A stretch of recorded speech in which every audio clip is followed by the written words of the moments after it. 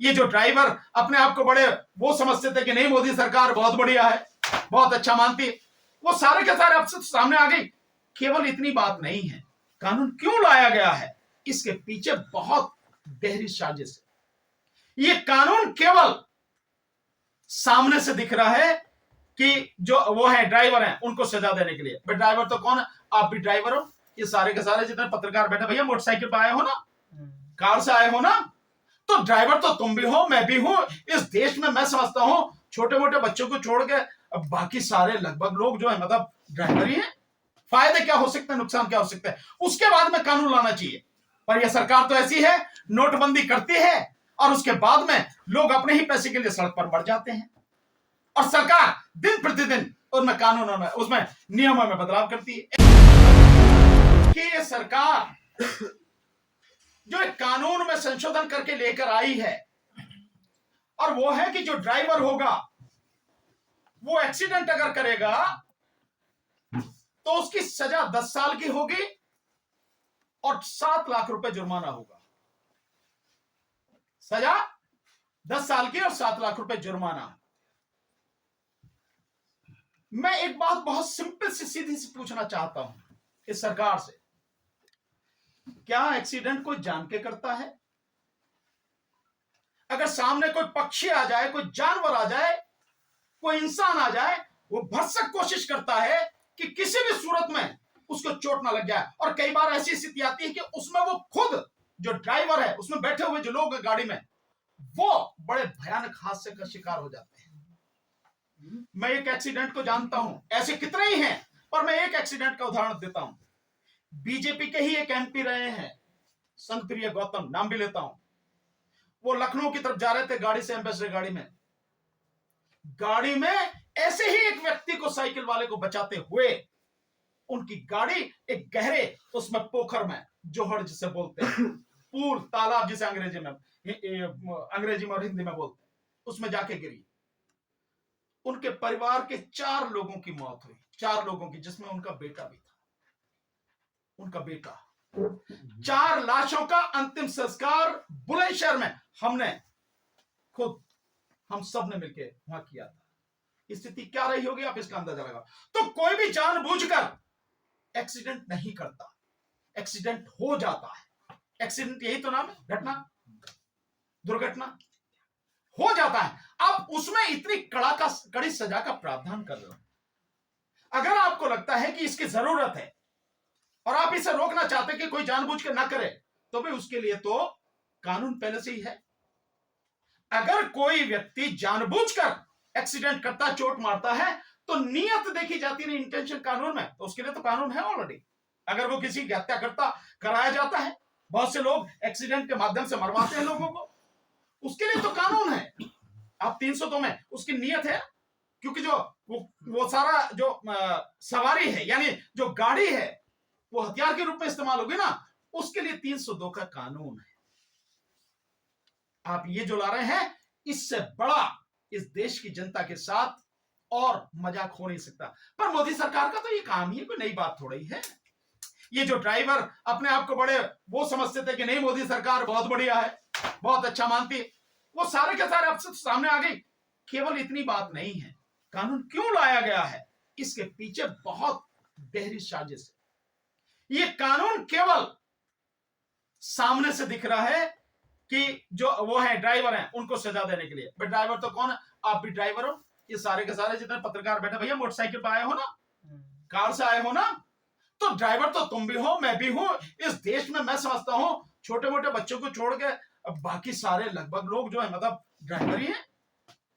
तो इन सबके लिए कानून है, केवल वो नहीं ट्रक चलाते हैं बस चलाते हैं उनके लिए, सबके लिए, सबकी गर्दन इस तरह से फंसाई जा रही है। पर ये इसलिए है कि जो 2024 में यह सरकार ईवीएम के माध्यम से जीतने का षड्यंत्र जो कर रही है, और इस बार जनता ईवीएम से चुनाव होने नहीं देगी। इस बार जनता ईवीएम के खिलाफ सड़क पर आकर लड़ेगी, जन आंदोलन बनाएगी। उस समय कोई भी व्यक्ति किसी भी तरह से बस में, ट्रक में, गाड़ियों में, मोटरसाइकिल पे कहीं बैठ के ना आ जाए, इसलिए पहले इनकी गर्दन दबोचो। यह है उसकी इंटेंशन इस कानून के पीछे।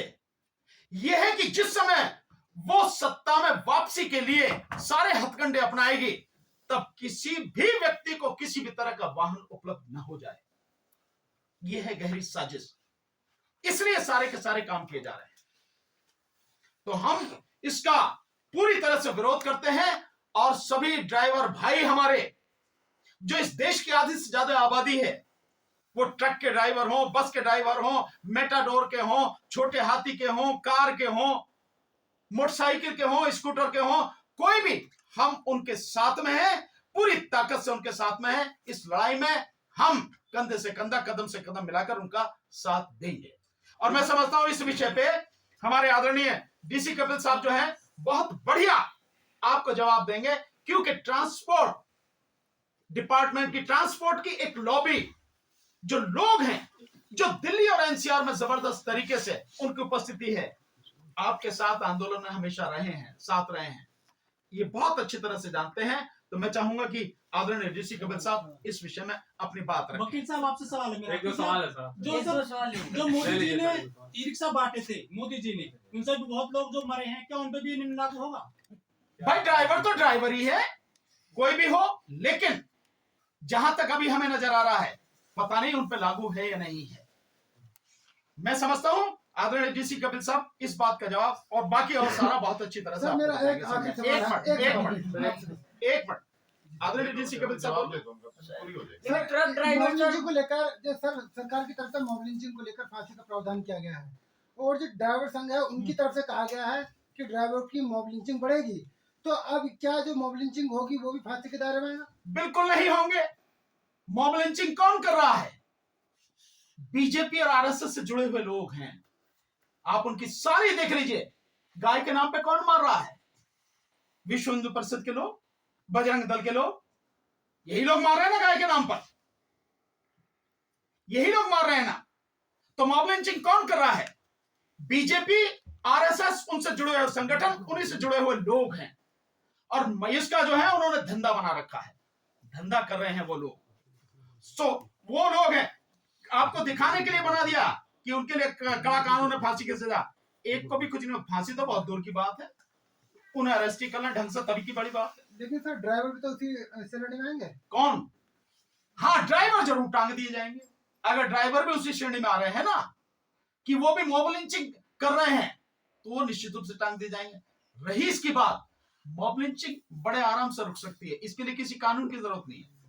जो आरएसएस और बीजेपी के मुखिया हैं और जो इनके संगठनों के लोग हैं, इन्हें यही तो कहना है कि हमारा कोई भी आदमी किसी भी तरह से कोई मॉब लिंचिंग नहीं करेगा।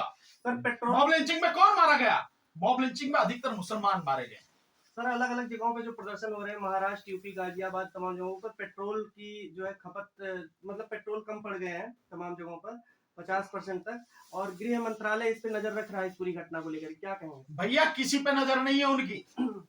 उनकी आंखें क्या है नहीं क्या, उन्हें नहीं दिखता, उन्हें समझ में नहीं आता। सरकार का मतलब ये नहीं कि पहले करो और फिर देखो कि क्या होता है। सरकार का मतलब है कि सारी चीजों का आकलन पहले कर ले कि इसके संभावित परिणाम प्लस और माइनस क्या हो सकते हैं, पक्ष और विपक्ष में कहां तक जा सकते हैं, फायदे क्या हो सकते हैं, नुकसान क्या हो सकते हैं, उसके बाद में कानून लाना चाहिए।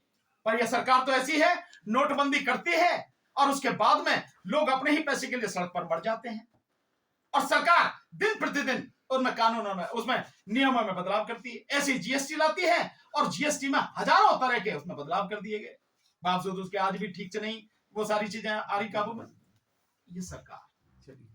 डीसी कपिल साहब एक मिनट जरा बताएंगे। बता दीजिए थोड़ा सा बताओ आप सही। मोटर वाले बोल दीजिए सर, मोटर वाले सर, ले बीच में करिए। अरे यही ठीक है, बोलो। देखिए, मोटर वाले मामले में जैसे विवान प्रताप जी ने बताया है, कल दिल्ली और एनसीआर की जो ट्रांसपोर्टर हैं, वो कल दिल्ली के जंतर मंतर पे 12 बजे से लेकर के 5 बजे तक एक बहुत बड़ा आयोजन कर रहे हैं। जैसे देश के दूसरे देशों में ट्रांसपोर्टरों ने ट्रांसपोर्ट को बंद कर दिया है, ट्रक खड़े कर दिए हैं, यहाँ पर भी वो स्थिति बनने वाली है। और दिल्ली एनसीआर ट्रांसपोर्ट एकता मंच के माध्यम से, मैं उस संगठन से जुड़ा हुआ भी हूँ, कल जो है एक बहुत बड़ा आंदोलन भी होगा। और ये आंदोलन अंततः ईवीएम के आंदोलन में जो 6 तारीख को जंतर मंतर पे होने वाला है, उसमें भी उनका पूरा सहयोग और समर्थन हमारे साथ रहेगा। तो ये जितने भी आंदोलन धीरे धीरे चल रहे हैं, ये ईवीएम हटाओ आंदोलन के साथ आने वाली 6 जनवरी को जंतर मंतर से जो है सब लोग जुड़ेंगे और पूरे लोग जो है एक साथ हम लोग आगे बढ़ेंगे। बस यही नई जानकारी। अब आप लोग सवाल अगर पूछना चाहें तो पूछ सकते हैं।